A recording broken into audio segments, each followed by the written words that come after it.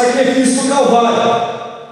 Mas trazendo aí uma introdução, meus irmãos, antes de entrar na revista, nós sabemos que foi Moisés quem escreveu o Pentateuco. O significado da palavra Pentateuco significa 5 livros. Então Moisés escreveu o livro de Gênesis, o livro que fala acerca do princípio da criação. Moisés escreveu o livro do Êxodo, o livro que fala acerca da saída dos filhos de Israel da terra do Egito.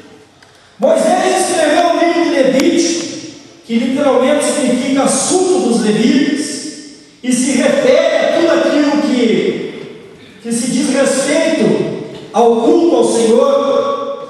Moisés também escreveu o livro de Números, o livro que fala acerca da jornada dos filhos de Israel no deserto, além de se tratar de dois censos que Deus mandou Moisés fazer no meio do povo, um censo no segundo ano após o Êxodo e outro censo no ano número 40 após o Êxodo.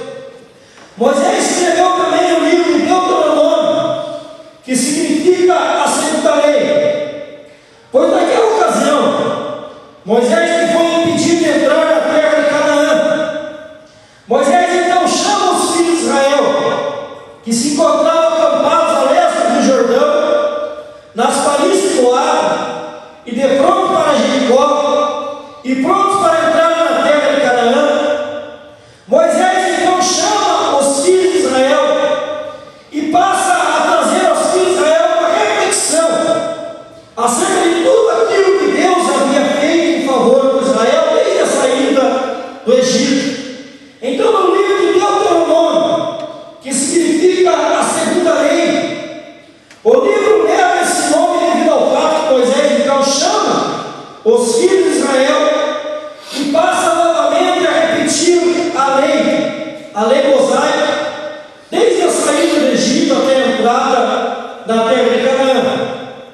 Mas trazendo aí uma introdução, meus irmãos, lá no capítulo 12 do livro de Gênesis, a Bíblia Sagrada nos informa que Deus chama Abraão e lhe faz uma promessa, que Deus convida Abraão a sair da terra da sua parentela, que Deus convida Abraão a sair do reino da idolatria, que Deus convida Abraão a sair da terra de Ur dos Caldeus e ir para uma terra que Deus mostraria a Abraão. Trocando em miúdos, Deus estava prometendo a Abraão que Abraão na sua velhice e a sua esposa Sara na sua velhice, e Sara sendo estéril, e tendo cessado o costume de Sara. Nessas condições, Deus estava prometendo que Abraão seria o pai de um filho, e esse filho seria o pai de uma grande nação. No capítulo 21 de Gênesis, a Bíblia Sagrada fala acerca do nascimento de Isaac, o filho da promessa. Isaac, por sua vez, gerou Jacó, e Jacó gerou 12 filhos, e esses 12 filhos representaram as 12 tribos que constituem a nação de Israel. Sabemos também que através de José, o sonhador, os filhos de Israel, ou seja, Jacó e seus 12 filhos, e ao todo 70 pessoas, foram morar na terra do Egito.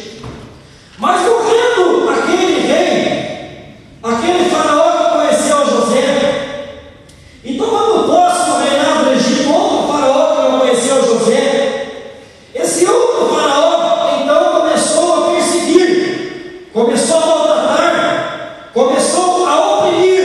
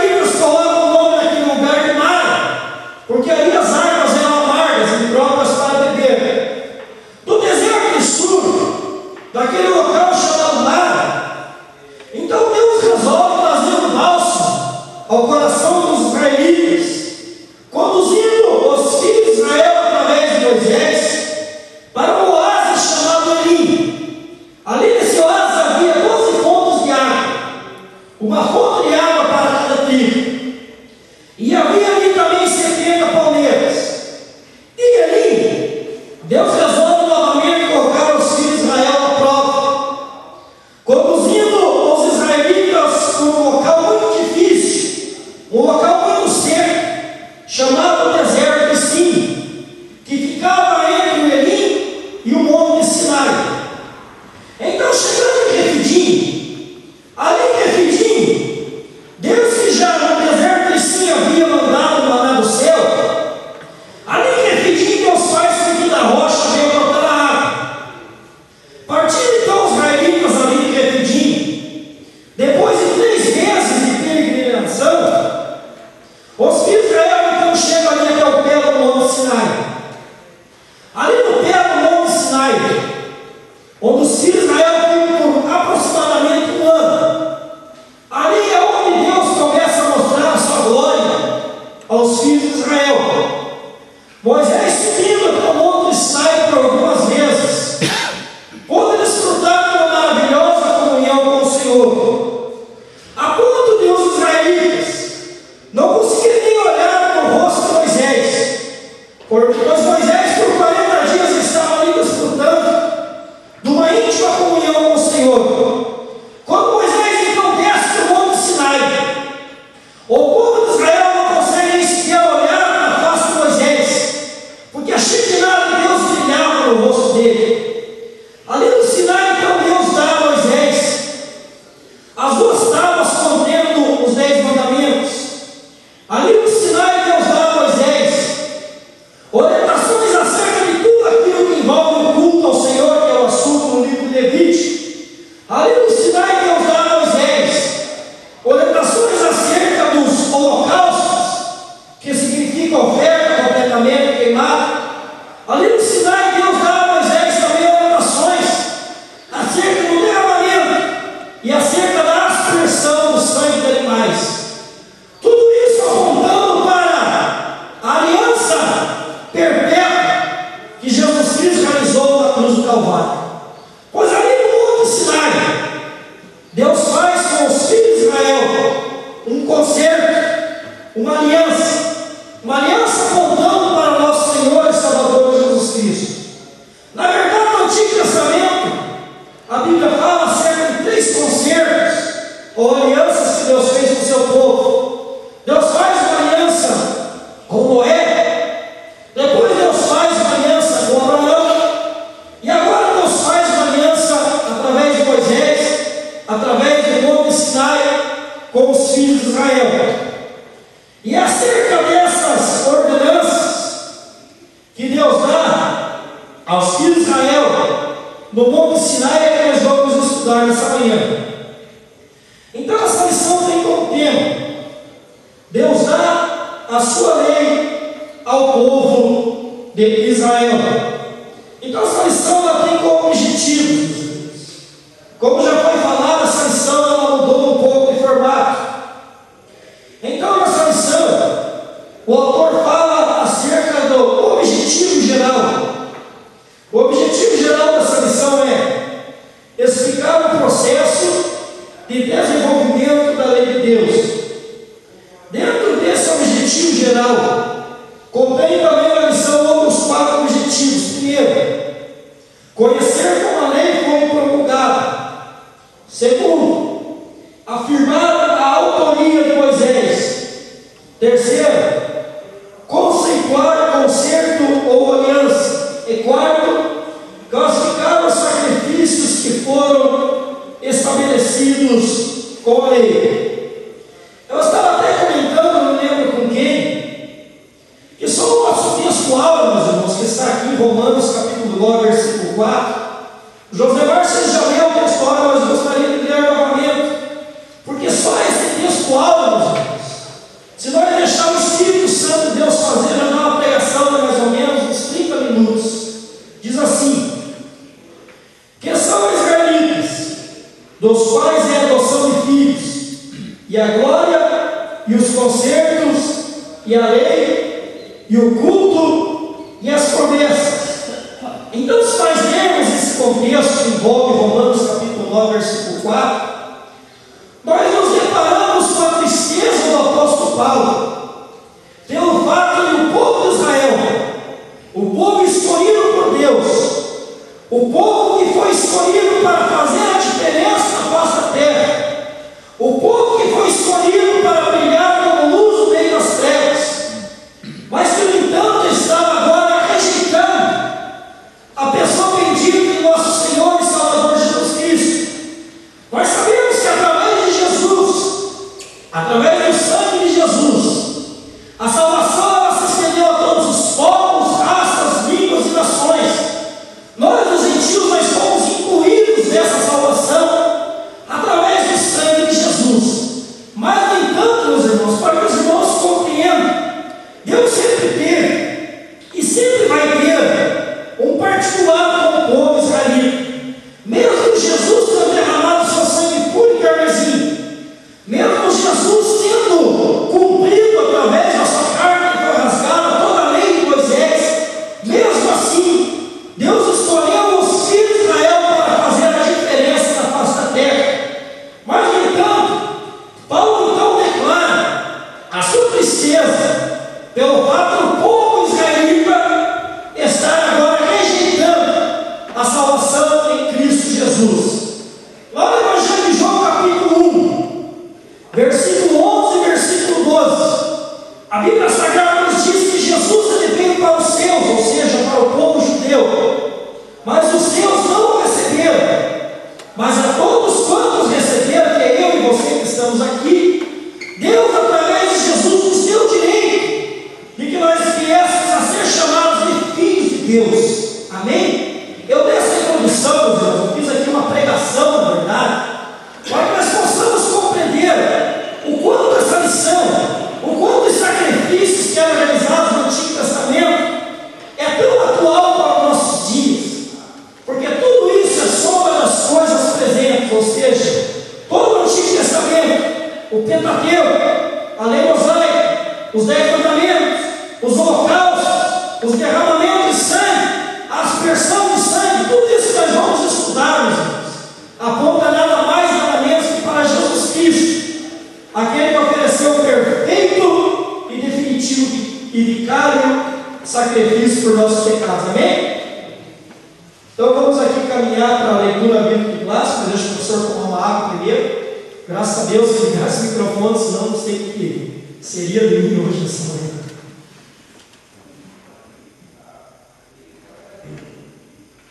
Então a leitura bíblica clássica que os irmãos acompanham está no livro do Êxodo, capítulo 20, versículo 18, versículo 19, 20, 21, 22 e 24.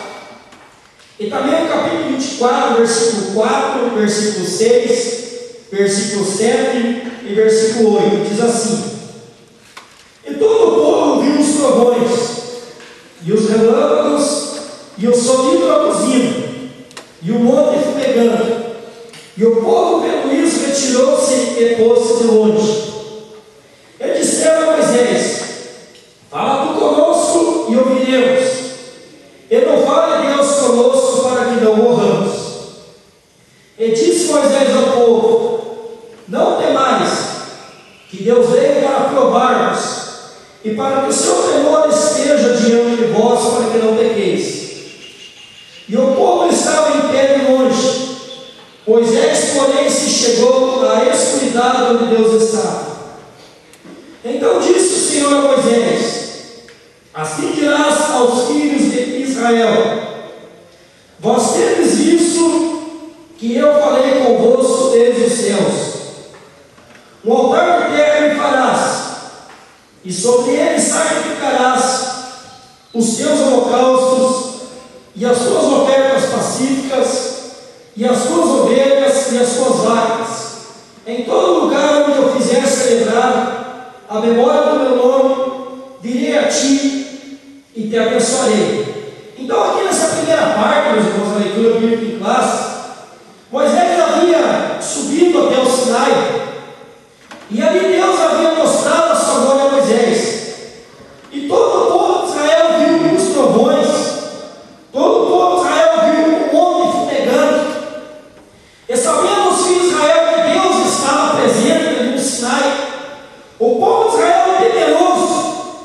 quando suplicou a Moisés que não deixasse que o próprio Deus falasse com eles. Eles tinham medo que o próprio Deus falasse com eles, a fim de que eles não viessem a perecer. Então eles suplicaram que Moisés, então, viesse se tornar um mediador entre eles e o próprio Deus, devido que eles estavam temerosos se Deus viesse a falar diretamente com eles. O capítulo 24, versículo 4 diz assim: E Moisés escreveu todas as palavras do Senhor. E levantou-se pela manhã de madrugada, e edificou um altar ao pé do monte, e 12 monumentos segundo as 12 tribos de Israel. E Moisés tomou metade do sangue e a pôs em bacias, e a outra metade do sangue espargiu sobre o altar. E tomou o livro do concerto e o leu aos ouvidos do povo, e eles disseram: Tudo que o Senhor tem falado faremos e obedeceremos. Então tomou Moisés aquele sangue e o espargiu sobre o povo, e disse: Eis aqui o sangue do concerto que o Senhor tem feito convosco sobre todas essas palavras. Então, primeiramente, o povo rogou a Moisés que se tornasse mediador entre o Deus e o povo. E posteriormente, então, Moisés se levanta na madrugada e resolve construir um altar ao Senhor com 12 colunas, apontando as 12 tribos de Israel. E ali naquele altar, Moisés oferece sacrifícios de holocaustos ao Senhor. Moisés então toma o sangue daqueles animais, coloca metade numa bacia, e a outra metade Moisés derrama sobre o altar do Senhor. O fato de Moisés derramar o sangue sobre o altar aponta para uma parte dessa aliança. Uma parte era o próprio Deus, e a outra parte do sangue que Moisés resolve aspergir sobre o povo aponta então para outra parte que estava envolvida naquela aliança, naquele concerto, ou seja, o próprio povo de Israel. Então nós iremos estudar acerca da aliança que Deus, através de Moisés, como mediador, fez com o seu povo, o povo de Israel, ali no Monte Sinai. Amém? Então eu gostaria que um dos irmãos desse para mim, introdução, que eu já falei demais com o tamanho, então com a garganta meio ruim, e eu quero que os irmãos venham participar, como todos os domingos que nós estamos lecionando. Os irmãos têm toda a liberdade para participar dessa lição. Amém? Introdução, quem pode ler? O tema do presente trimestre são os 10 mandamentos, a base de toda a legislação mosaica. Aqui vamos iniciar com a solenidade da promulgação da lei do Sinai, a cerimônia do concerto que Deus fez com Israel. O evento envolveu holocaustos e a leitura do livro da lei no ritual com profundas implicações messiânicas. Então ali Moisés ofereceu o holocausto ao Senhor, leu o livro da lei. Nós vamos aprender mais para frente que Moisés deu alguns trechos contidos ali no livro de Êxodo. E ali Moisés realizou junto com o povo um ritual com profundas implicações messiânicas. Então toda a lição vai bater nessa tecla, a dizer que tudo aquilo que foi realizado no Antigo Testamento, todos aqueles sacrifícios, apontam para o nosso Senhor e Salvador Jesus Cristo. A promulgação da lei, a solenidade, o ritual do concerto da promulgação da lei no pé do Monte Sinai aconteceu cerca de 3 meses após a saída de Israel do Egito. Então, quando eu estava fazendo a introdução, eu falei para os irmãos que Deus tirou os filhos de Israel pelo caminho do Mar Vermelho, conduziu os filhos de Israel pelo deserto de Sur, levou os filhos de Israel para um oásis chamado Elim. De Elim os filhos de Israel foram para o deserto de Sim. E do deserto de Sim, depois de 3 meses que durou esse percurso desde a saída do Egito, então os filhos de Israel chegam até o pé do Monte Sinai. Ali eles ficam, conforme vai dizer a lição, por aproximadamente 1 ano, até partir dali. Então os israelitas permaneceram ali durante 1 ano. A revelação da lei começa aqui, ou seja, no capítulo 19 do livro do Êxodo, e vai até o livro de Levítico, capítulo 27, e versículo de número 34. Então, a revelação da lei mosaica, para que os irmãos possam compreender quando estudar a palavra do Senhor, ela vai desde o capítulo 19 do livro do Êxodo até o capítulo 27 e versículo 34, ou seja, até o fim do livro de Levítico. Porque o livro de Números, que é o quarto livro da Bíblia Sagrada, ele fala acerca das jornadas de Israel no deserto, além de falar acerca daqueles 2 censos que Deus mandou Moisés fazer no meio dos filhos de Israel. Números literalmente significa a contagem, e esse livro leva esse nome devido às 2 contagens que Deus mandou Moisés fazer no meio dos filhos de Israel. Então a revelação da lei vai de Êxodo 19 até o final do livro de Levítico, capítulo 27, versículo 34. Porque Números fala acerca das jornadas de Israel no deserto. E Deuteronômio, que significa segundo a lei, vai falar acerca da reflexão que Moisés traz aos filhos de Israel, repetindo novamente a lei mosaica e trazendo a memória dos israelitas as maravilhas do Senhor desde a saída da terra do Egito. Então aqui fica bem claro, do capítulo 19 de Êxodo até Levítico 27 e 34, nós encontramos a Bíblia Sagrada acerca da revelação da lei mosaica. O livro de Números, então, como eu já falei, registra as jornadas de Israel no deserto. E Deuteronômio é o discurso que Moisés recapitula a lei e traz ao povo uma reflexão sobre os acontecimentos no deserto desde a saída do Egito, exortando Israel à fidelidade a Deus. Então, como eu já falei, vou falar mais uma vez, porque a repetição é importante para que nós possamos aprender, mas os irmãos sabem. Mas sempre é bom lembrar então que Moisés escreveu o Pentateuco. A palavra Pentateuco literalmente significa 5 livros, seja o livro de Gênesis, o livro do Êxodo, o livro de Levítico, o livro de Números e o livro de Deuteronômio. Tem toda a base bíblica para saber que foi Moisés que escreveu. Embora algumas pessoas ainda questionem a autoria de Moisés, não há dúvida, não há como questionar que Moisés escreveu então os primeiros 5 livros da Bíblia Sagrada. A credibilidade de Moisés, diante de tudo o que aconteceu, quem poderia questionar a legitimidade de Moisés como mediador entre Deus e o povo? Quem podia duvidar da autenticidade e da autoridade da lei? Não seria exagero afirmar que Deus quis fortalecer a autoridade de Moisés com aquelas manifestações sobrenaturais. Aqui eu quero fazer uma pergunta.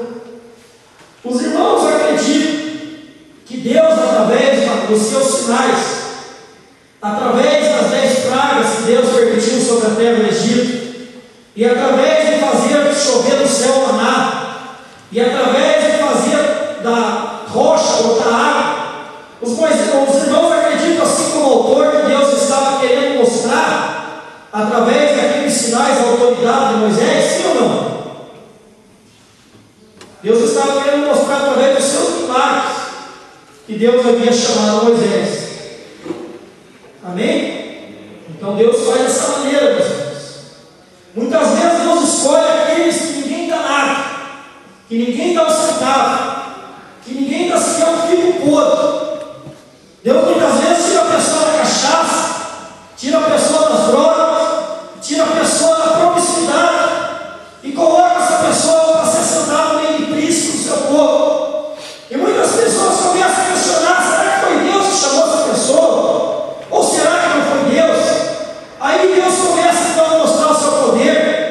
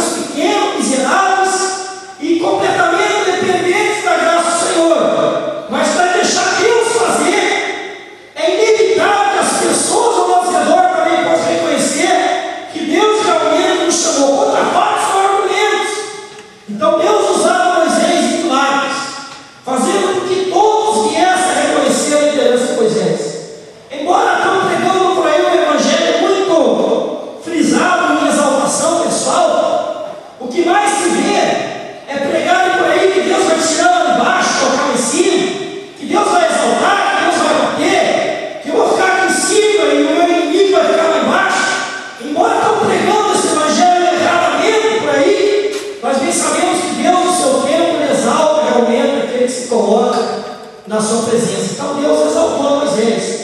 Deus mostrou para todo mundo que era na vida de Moisés, através dos sinais e das maravilhas que Deus operou. Então a manifestação visível do poder de Deus ao povo era uma prova irrefutável da sua origem divina. As coisas de Deus são sempre as claras. É o que eu falei, meus irmãos, contra fatos, por argumentos. As coisas de Deus são sempre as claras. Deus ele prova, até mesmo para o ser humano que ele é na nossa vida. Uma das grandezas do cristianismo é que ele foi erigido sobre fatos. Os evangelhos estão repletos dos milagres que Jesus operou diante do povo. Eu quero que os irmãos, por gentileza, abram as suas Bíblias no Evangelho que escreveu Marcos, no capítulo número 16 e versículo número 20. Quem achar primeiro pode ler. Marcos capítulo 16, versículo 20. E eles, tendo partido, pregaram por todas as partes, cooperando com eles o Senhor, e confirmando a palavra com os sinais que se seguiram. Amém. Então Deus chamou os seus discípulos e deu ali a ordenança e estabeleceu ali a grande comissão, mandando que seus discípulos fossem por todo mundo e pregassem o evangelho a toda criatura. E diz aqui a Bíblia nessa passagem que o irmão acabou de ler, que através de sinais, ou seja, através de milagres e maravilhas, Deus mostrava a todos que a mensagem que os discípulos pregavam era verdadeira. Uma vez eu preguei lá no ponto de pregação, está até gravado no DVD, que as pessoas estão enjoadas, meus irmãos, desse evangelho parado, desse evangelho fajuto, desse evangelho cheio de abobrinha, cheio de blá blá blá, cheio de sabedoria humana, cheio de palavras de efeito, cheio de conhecimento, cheio de teologia, mas sem unção de Deus. As pessoas estão enjoadas que a palavra venha a ser pregada somente através de frases bonitas. O que as pessoas estão querendo, estão sedendo de ver é o evangelho de poder, é o evangelho de cura, de milagres e maravilhas. Mas infelizmente, meus irmãos, não é uma mentira se eu vou falar, isso é escasso no nosso meio. O evangelho não é somente conhecimento, o evangelho não é somente teologia, o evangelho não é somente palavras de efeito, não é somente palavras, mas o evangelho é poder. E as pessoas estão enjoadas desse evangelho que está sendo pregado comigo. Por isso que com muita propriedade, pastor presidente, lançou essa campanha em prol de cura e libertação do ano 2015. A Igreja Assembleia de Deus é uma igreja pentecostal, é uma igreja que dá liberdade do Espírito Santo, é uma igreja que fala em línguas estranhas, é uma igreja que marcha pela igreja, é uma igreja que dança na presença do Espírito Santo, é uma igreja que acredita no batismo do Espírito Santo, é uma igreja que acredita no milagre da cura, é uma igreja que acredita na ressurreição dos mortos, é uma igreja que acredita no sobrenatural de Deus. E evangelho não é somente palavras, meus irmãos, eu vou repetir: evangelho é principalmente o poder de Deus. Pelo poder de Deus nós estamos aqui, meus irmãos. Não existe milagre maior do que esse. Mas, no entanto, nós não podemos ficar nesse comodismo. Nós não podemos nos conformar. A igreja se encontra numa terrível frieza espiritual. Eu vou contar um testemunho, irmãos, para a edificação dos irmãos. Ontem eu resolvi fazer uma visita numa congregação. Me deu vontade de conhecer alguma congregação. Eu estava meio desanimado de vir aqui, vou falar a verdade. E eu quis fazer uma visita numa congregação. Aí eu estou no banho e Deus falou para mim: vá lá em determinada congregação que eu quero falar contigo. Deus falou comigo, veja bem, os irmãos vão entender o mistério de Deus, a sabedoria de Deus. E eu tomei meu banho, me arrumei e fui nessa congregação. Cheguei na frente dessa igreja, 15 para as 8, não tinha ninguém. Um pouquinho depois chegou o irmão. Aí Deus falou para mim: olha para essa igreja, veja o abatimento espiritual dessa igreja, procure contemplar a frieza espiritual que está aí dentro.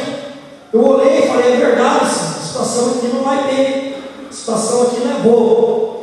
Então Deus falou para mim: então pega o cara e volta lá para a tua igreja, para a Berlim, e vai me adorar lá. Falei: peraí, Deus, não entendi. O senhor não queria falar comigo nessa igreja? Deus falou assim: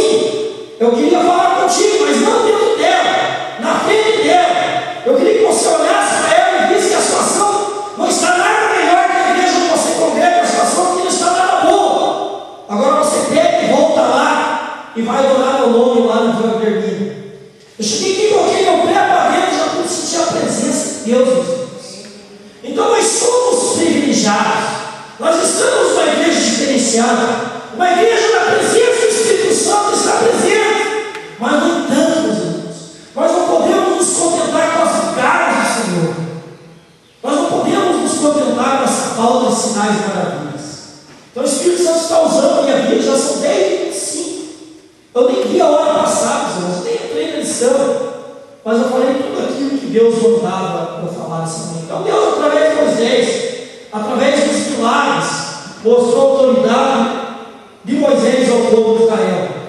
E Deus, nesses últimos momentos, Ele quer manifestar a sua glória no meio do seu povo.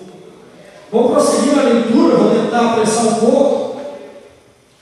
E o que não dá tempo de ler, eu simplesmente dou uma pincelada assim nós podemos ministrar essa manhã. A lei de Moisés é o alicerce de toda a Bíblia. E os judeus a consideram como a expressão máxima da vontade de Deus. O termo hebraico Torá aparece no Antigo Testamento como instrução, ensino, lei, decreto, código legal e norma. Então, Torá vem do hebraico, porque o Antigo Testamento foi escrito em hebraico, e significa instrução, ensino, lei, decreto, código legal e norma. E vem da raiz de um verbo que significa instruir. A Septuaginta, para quem não sabe, a tradução de 70 pessoas que traduziram a Bíblia para o grego, a Septuaginta entrega a palavra nomos, que significa lei, norma, usada também no Novo Testamento. Então, Torá, do hebraico, e nomos, do grego, significa basicamente lei, norma, código legal, decreto, ensino e instrução. Além de designar toda a legislação mosaica, o Pentateuco indica também o Antigo Testamento.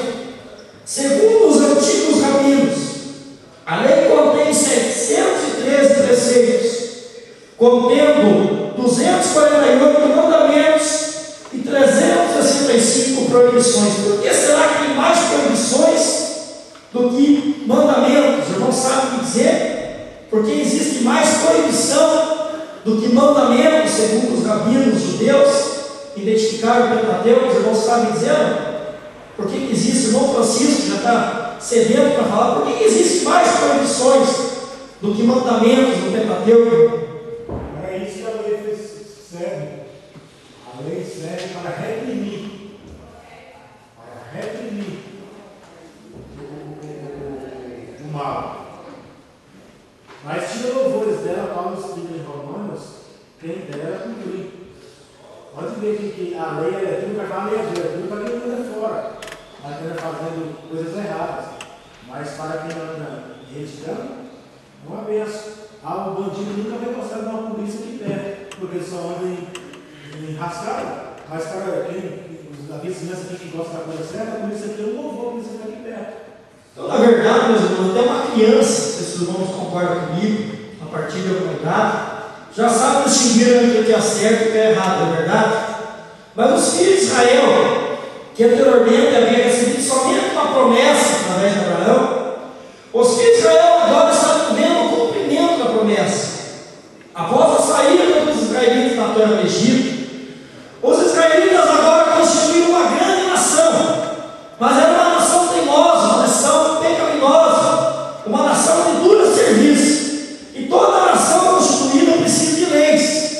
Então, por isso que Deus estabeleceu a sua lei ali ao pé do Monte Sinai, para que os israelitas soubessem distinguir entre o que é certo e entre o que é errado. E como nós, os seres humanos, nós temos uma tendência de fazer justamente aquilo que é errado, eu acredito que talvez por esse motivo é que haja mais proibições do que mandamentos na lei de Moisés e do Pentateuco. Devido à tendência pecaminosa do ser humano, é que Deus estabeleceu muitas proibições ali para os filhos de Israel. Amém? Os irmãos também acreditam assim? Então vamos aqui para o tópico 2, os códigos. Vamos falar acerca da classificação. Os críticos costumam fragmentar os escritos de Moisés. Consideram a legislação mosaica tempo. A classificação apresentada é a seguinte: os 10 mandamentos encabeçam a lista desses expositores. Em seguida, há o que eles denominam Código da Aliança. O que vem depois é o Código de Santidade, o Código Sacerdotal, restando o livro Levítico, e o Código Deuteronômio. Subtópico 2, o que há de concreto? Essas seções ou códigos são realmente identificadas no Pentateuco. No entanto, é inaceitável a ideia de sua existência independente de cada um deles na história. O argumento dos críticos contraria todo o pensamento bíblico. Não existem provas bíblicas nem extra-bíblicas de qualquer código isolado no antigo Israel. A Bíblia inteira atribui a autoria a Moisés, e o próprio Senhor Jesus Cristo chamava o Pentateuco de lei de Moisés. Quero que os irmãos abram lá em Lucas, capítulo 24, em versículo 44. Aqui, meus irmãos, esses dois subtópicos, a lição está dizendo que alguns críticos, eles fragmentam, ou seja, eles fazem uma divisão da lei que Deus deu para Moisés no Sinai, como sendo os 10 mandamentos, o Código da Aliança, o Código de Santidade, o Código Sacerdotal e o Código Deuteronômio. Aqui no subtópico 2, o autor frisa que realmente existem esses códigos, essa divisão ao longo do Pentateuco. Mas, no entanto, os críticos acreditam que não foi somente Moisés que escreveu a lei. Os críticos céticos acreditam que, num longo período de tempo, ou seja, milhares de anos, foi estabelecida essa lei. Essa divisão que eu acabei de ler, esses códigos que eu acabei de ler, realmente, se nós estudarmos a palavra, eles existem. Mas a única coisa que está completamente fora da palavra do Senhor é que os críticos não acreditam na total autoria de Moisés na questão de escrever o Pentateuco e a lei mosaica. Amém? Os irmãos compreenderam? Então, a única coisa que não há de concreto esses dois subtópicos que eu acabei de ler é o pensamento dos críticos em achar que não foi somente Moisés. Naquele período de tempo de aproximadamente um ano, ele ficou ali no pé do Monte Sinai, em que toda a lei foi estabelecida. Eles pensam que foi em milhões de anos, em muito tempo, ou seja, através de várias pessoas, que Deus estabeleceu a sua lei. Mas esses códigos, o 10 mandamentos, o Código da Aliança, o Código de Santidade, o Código Sacerdotal e o Código Deuteronômio, se nós estudarmos o Pentateuco, nós vamos realmente identificar. Quem achou Lucas capítulo 24, versículo 44, pode ler.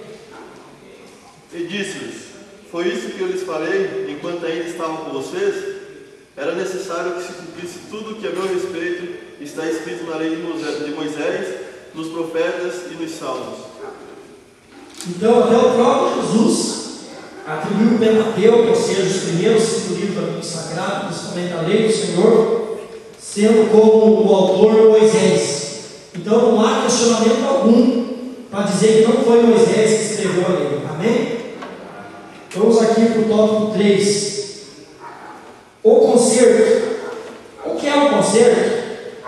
O termo é usado no Antigo Testamento para conserto, do hebraico é perik, que significa pacto, aliança, que literalmente indica a obrigação entre pessoas como amigos, marido e mulher, entre grupo de pessoas, ou entre divindade e indivíduo ou povo. Sua etimologia é incerta. A Septuaginta, tradução grega, emprega o termo grego dieté, que significa pacto, aliança, testamento, ou seja, a mesma palavra usada por Jesus ao instituir a ceia do Senhor. O Antigo Testamento ele fala de 3 concertos, com Noé, com Abraão e com Israel no Monte Sinai. O Novo Testamento fala do novo concerto que o Senhor Jesus fez com toda a humanidade. Então, concerto ou aliança, que é a mesma coisa, significa pacto, significa obrigação entre uma pessoa e outra pessoa, entre uma divindade e uma pessoa, entre, por exemplo, um esposo e uma esposa. Então, aliança e concerto significa obrigação. E do hebraico, ela surge através da palavra berit, e no grego, ela surge através do termo dietek, que significa pacto, aliança ou testamento. Jesus, quando instituiu a ceia do Senhor, sabendo nós que o Novo Testamento ele foi escrito em grego, aquele grego popular chamado grego koiné, Jesus, então, quando instituiu a ceia do Senhor, Jesus usou esse termo dietek, que significa pacto, aliança e testamento. Como já falei na introdução, o Antigo Testamento ele fala de 3 concertos que Deus fez com o seu povo: com Noé, com Abraão e com Israel no Monte Sinai. O Novo Testamento fala do novo concerto que o Senhor Jesus fez com toda a humanidade. Então, Hebreus é um livro que fala basicamente sobre a superioridade do sacrifício de Jesus Cristo. Então, tudo isso que nós estamos aprendendo aqui, como já falei, vou falar pela 10ª vez, aponta para o sacrifício perfeito de Cristo. Preparativos.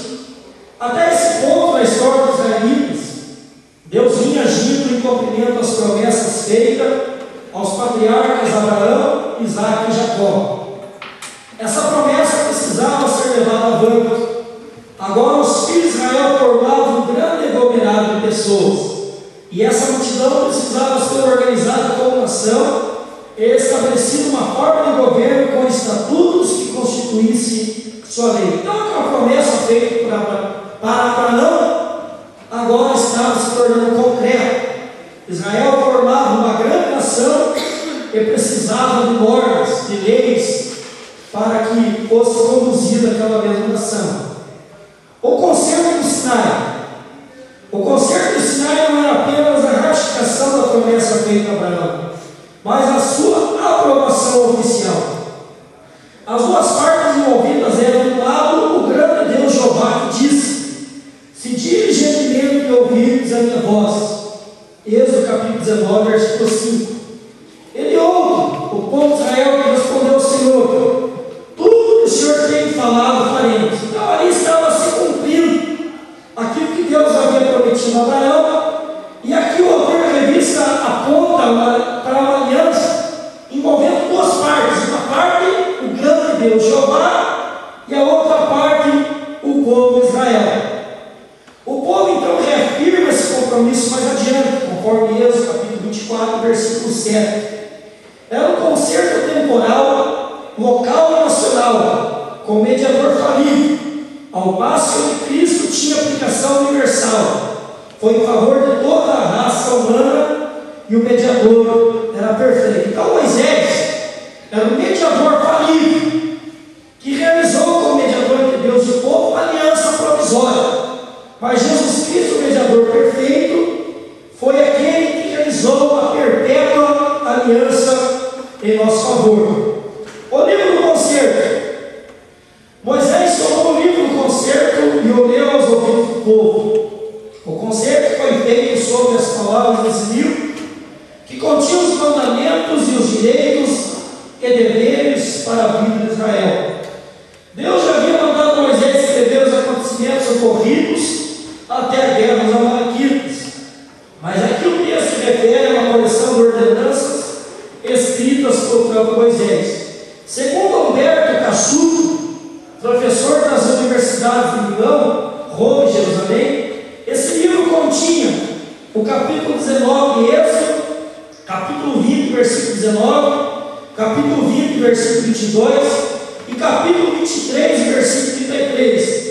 Nessa época, a renovação do Sinai ainda estava em andamento. Então, segundo esse estudioso, quando, conforme Êxodo capítulo 24, versículo 7, Deus, através de Moisés, começa a ler a lei ao povo, segundo esse estudioso, Humberto Cassuto, o que Moisés deu são esses trechos aqui de Êxodo 19, Êxodo 20, Êxodo 20, 22 e 23 e 33.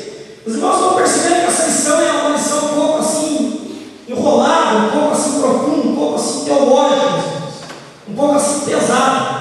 Na verdade, a primeira lição é assim mesmo, assim que funciona.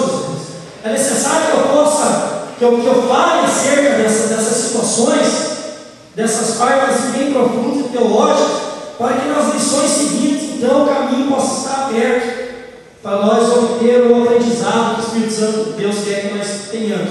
Porque é importante também essa parte do perdão, a palavra burocrática, né? Como algumas pessoas assim pensam, é importante que nós possamos também compreender. Mas a partir da aula número 2, o caminho vai estar aberto para que nós possamos aplicar para nossas vidas também esse ensinamento. Tem mais 5 minutos, parece que Deus está me abençoando e vai dar tempo de ler tudo. Então o tópico 4 fala sobre o sacrifício. O subtópico número 1, os holocaustos. A solenidade foi celebrada com o sacrifício de animais. O holocausto vem da palavra hebraica olá, e significa o que sobe, pois a queima subia em forma de fumaça, como um cheiro suave diante de Deus. Então, quando nós vemos na Bíblia acerca da palavra holocausto, nós logo podemos compreender que o holocausto significa uma oferta completamente queimada. Ou seja, para oferecer ou para simbolizar uma oferta perfeita ao Senhor, os que Israel tinham por costume queimar todo animal, até que o animal fosse completamente queimado, e aquela fumaça subisse nas narinas do Senhor de maneira agradável, que agradasse ao Senhor. Nesse sacrifício, a vítima era completamente queimada, como sinal de consagração do ofertante a Deus. A Septuaginta, que é a tradução grega, emprega a palavra holocausto, derivada de 2 palavras gregas: holos, que significa inteiro, completo e total, e causto, que significa queima. Ou seja, o holocausto significa uma oferta totalmente queimada, ou completamente queimada no altar. Era considerado o maior e mais perfeito sacrifício, ou simbolizava o mais perfeito sacrifício. Então aqui o autor vai falar, não sei se eu acabei passando para ti ou se vai falar ainda, que é de suma importância para nós a lei de Moisés. Mas como? Se Jesus ele não veio para anular a lei, mas sim para cumpri-la, e se Jesus já cumpriu toda a lei de Moisés, por que é tão importante para nós essas ordenanças da lei? Ela é importante, meus irmãos, quanto ao valor simbólico, porque toda a lei aponta para Cristo, nada mais do que isso. É importante sim, mas como sendo valor simbólico. Amém?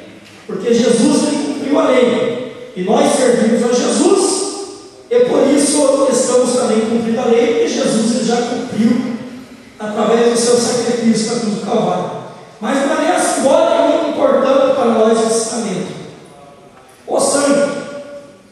Deus mandou Moisés oferecer o sacrifício do concerto e aspergir o sangue sobre o altar do povo. Todo o sistema sacrificial fundamenta-se na ideia de substituição. Isso implica expiação, redenção, perdão e sacrifício de carne à base de sangue. Então nós sabemos que nosso Deus ele é amor, mas nosso Deus também é justiça. O nosso Deus ele ama o pecador, mas ele abomina o pecado.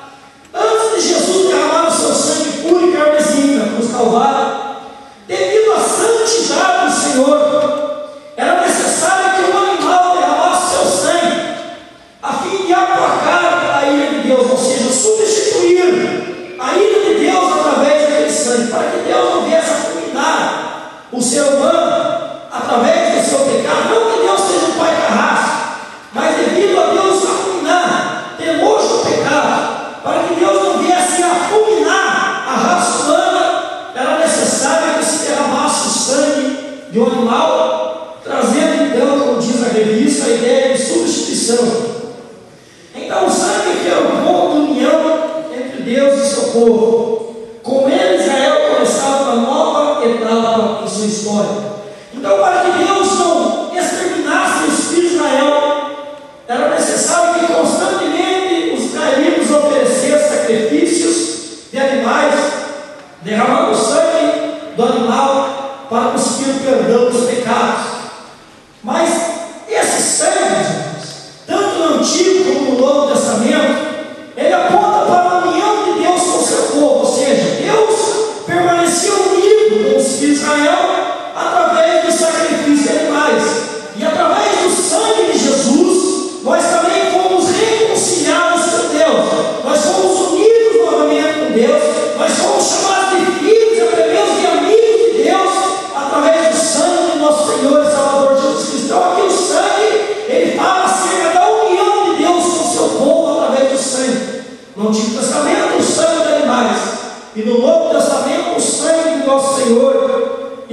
Jesus Cristo. Os escritores hebreus lembram que o concerto no Sinai foi celebrado com sangue e faz uma analogia com a nova aliança, porque o Senhor Jesus acelou com o seu próprio sangue. A aspersão: Moisés colocou metade do sangue em bacias e aspergiu outra metade sobre o altar. O sangue das bacias foi aspergido sobre o povo, como recipiente das bênçãos de Deus e parte do concerto. O sangue do altar representa o próprio Deus, a outra parte da aliança, visto que sem derramamento de sangue não há remissão, conforme Hebreus 9:22. Tudo isso era também um prenúncio da redenção em Cristo. Então, quando Moisés tomou o sangue, dividindo em dois aquele sangue, metade numa bacia e a outra metade Moisés derramou sobre o altar. Quando Moisés derrama o sangue sobre o altar, essa questão de derramar o sangue sobre o altar estava representando, apontando para uma das partes desse pacto, dessa aliança que estava sendo feita, ou seja, o próprio Deus.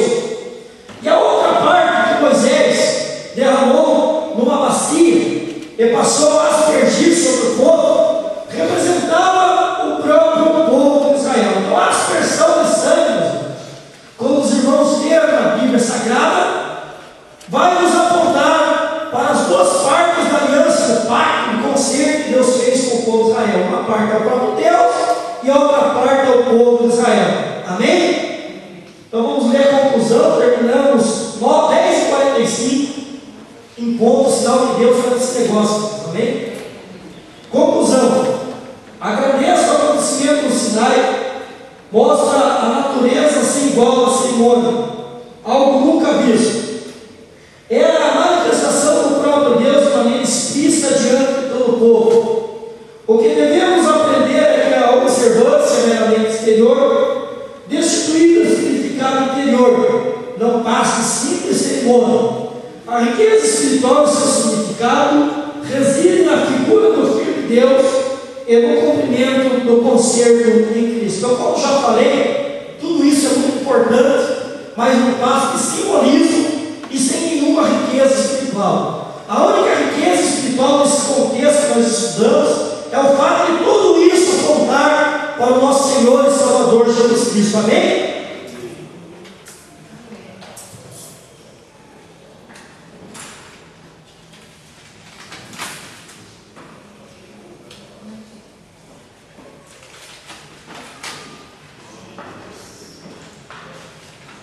Amém. Uma lição objetiva, assim que a palavra é, mas é uma palavra que tem muitos conceitos.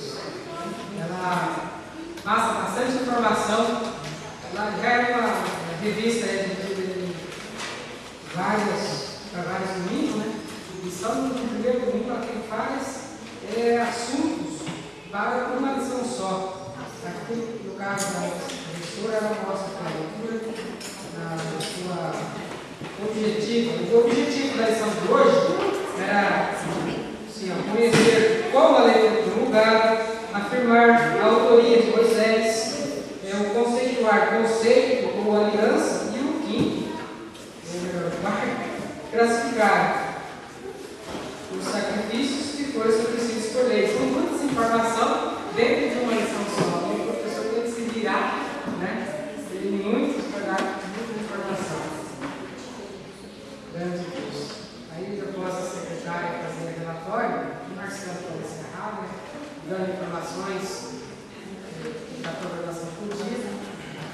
Lembrando os irmãos que vão pegar em vista que sair. Amém?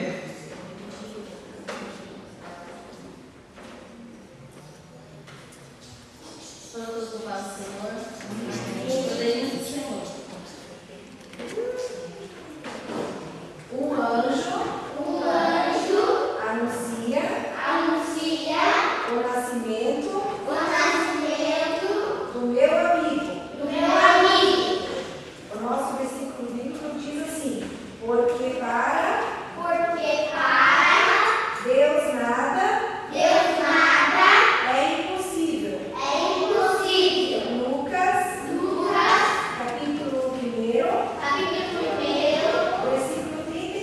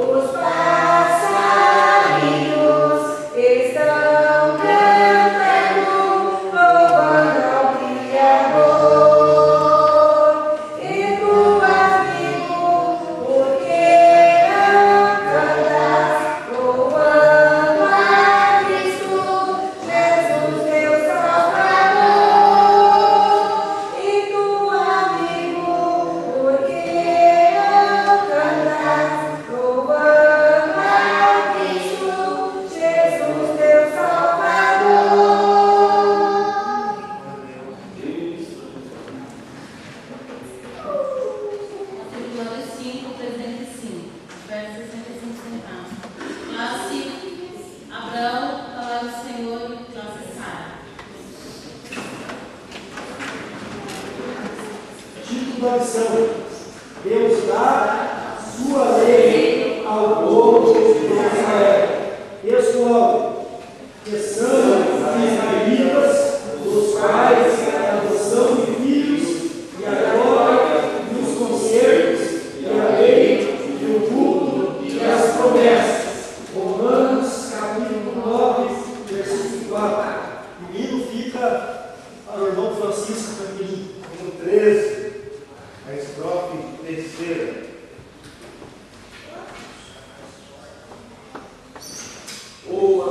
Controle que eu fiquei, pra sempre livre dado pra lei. Agora espero até ele vir, pra que te leve ao seu poder. Agora espero até ele vir, pra que te leve ao seu poder.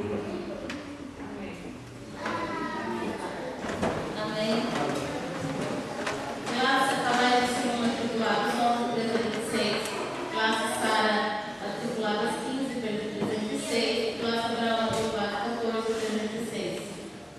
Ofertas, relatório geral. Matriculados 58.328. Ofertas R$ 30,25. A classe Ungidos por Meio, os adolescentes estão lá ainda. Matriculados 9.303. Esperar as criancinhas estão chegando.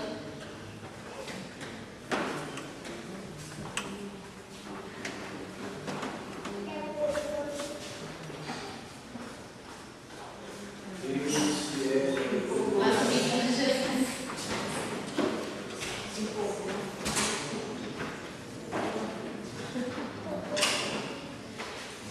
Título da lição: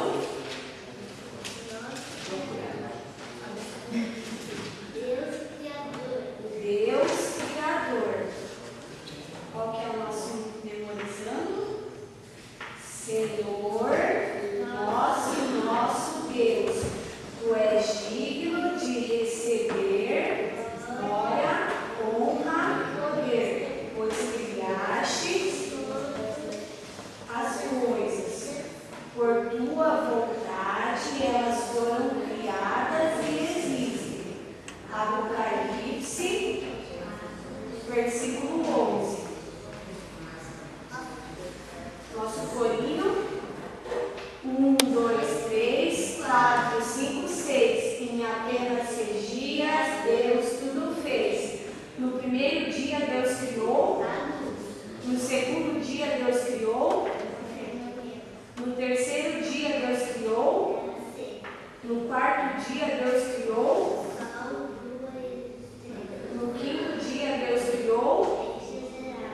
No sexto dia Deus criou. E no sétimo dia Deus descansou. 1, 2, 3, 4, 5, 6. Em apenas 6 dias Deus tudo fez. Amém. Matriculados 4.302. Relatório jurídico geral. A igreja própria para essa manhã. Amém. A igreja do Marcelo, mas antes uma coisa que eu achei engraçada, enquanto as irmãs estavam falando, o Marcelo completou a frase. Ou seja, nessa escola o Marcelo já passou. Aí eu me lembro até hoje. É tão grandinho, mas já que eu lembro.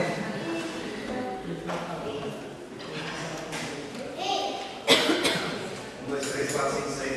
Em apenas 6 dias, Deus tudo fez. Eu pensei, tem uma musiquinha sobre isso, né? O Isaac ficou vindo direto. Chegava essa criança. Irmãos, eu gostaria só de dar alguns avisos. E hoje à noite é culto evangelístico. Próximo sábado, culto da família. Próximo domingo, culto de missão. Aí você perguntaria assim para mim, irmão, como é que eu fico sabendo quais são os dias de culto? Ali no edital, na frente da congregação, ali do lado direito e lado esquerdo, está colocado no edital toda a programação da igreja. Então ali você pode ver ali quais são os dias de cultos, as escalas da escola dominical, exatamente os professores também se programar, quais os dias que eles vão dar aula, em quais classes, está tudo ali já, tudo certinho. As escalas de culto de doutrina, quem são os quais dias que vão dar aula, está tudo ali também. A escala de cooperadores e diaconia, para poder ajudar na porta também, na área de veículos, ali no trânsito de veículos. Enfim, tudo que você precisar de informação da congregação, você tem ali no edital. Então, eu não sei se você já viu isso, se você não viu, pode dar uma olhada ali, pode anotar, se programar direitinho, você tem mais informações a respeito dos próximos cultos e também dos eventos da congregação. Eu gostaria de justificar aqui a ausência do presbítero Celso, que está trabalhando, e também do pastor César, que está viajou hoje pela manhã. Ontem à noite esteve aqui conosco, mas vai fazer uma viagem e já saiu hoje de manhã, que Deus abençoe ele nessa viagem. Gostaria também de citar aqui que hoje é aniversário do presbítero Henrique Garrido, né? O senhor aqui da congregação. A igreja está feliz. Diga amém. Amém. Nós estaremos orando por ele já na sequência e esperamos vocês logo mais à noite para adorarmos e exaltarmos o nosso Deus. Fique por beleza?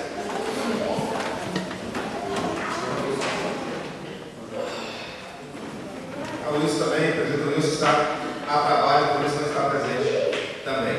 Amém? Estaremos orando, incluindo o querido presbítero Henrique Garrido, que tem sido um exemplo, é um ancião, mas tem se esforçado para vir à escola dominical, e é um exemplo para todos nós a presença dele aqui na escola. Amém? Oremos. Pai, estamos na tua presença, obrigado, Senhor, por esse privilégio de aprender mais a tua palavra. Continua abençoando o professor que deu a aula, dando sabedoria a ele, para que ele possa a cada dia ter mais conhecimento teu e assim, meu Pai, passar aos nossos corações. Também te peço, Senhor, pela vida do presbítero Henrique Garrido. Pai, o ancião que está se dedicando, mesmo na sua limitação, ao Pai, está vindo para a tua casa, te buscando. Ó Deus, eu te pedir que o Senhor venha abençoar a vida dele, naquilo que ele precisa, naquilo que ele, ó Pai, necessita de ti. Tu sabes todas as coisas e o Senhor sabe abençoar. Por isso, meu Pai, que a tua mão esteja estendida a favor da sua vida. Pai, abençoa cada um que está aqui nessa igreja. Ó Pai, tenha uma tarde abençoada e logo mais à noite que venhamos te adorar, ó Pai, em espírito e em verdade, no culto evangelístico e logo mais. Senhor, nós te pedimos, fica conosco, guarda nossas famílias, guarda nossas vidas, esses irmãos que justificaram também, protege eles, abençoa o pastor na sua viagem, que ele vai e volta para a tua santa paz, e assim, meu Pai, que o teu nome venha ser glorificado através das tuas maravilhas. É o que nós te pedimos e já te agradecemos. Em nome de Jesus. Amém. Estamos nossas mãos, que a graça do nosso Senhor e Salvador Jesus Cristo, o amor de Deus, nosso Pai, que a comunhão, a consolação e a direção do Espírito Santo estejam com todo o povo de Deus. E agora diz: Amém. O soberano Deus, quem impedirá? Ninguém. E na semana, oração das 19 às 20 horas, todas as noites.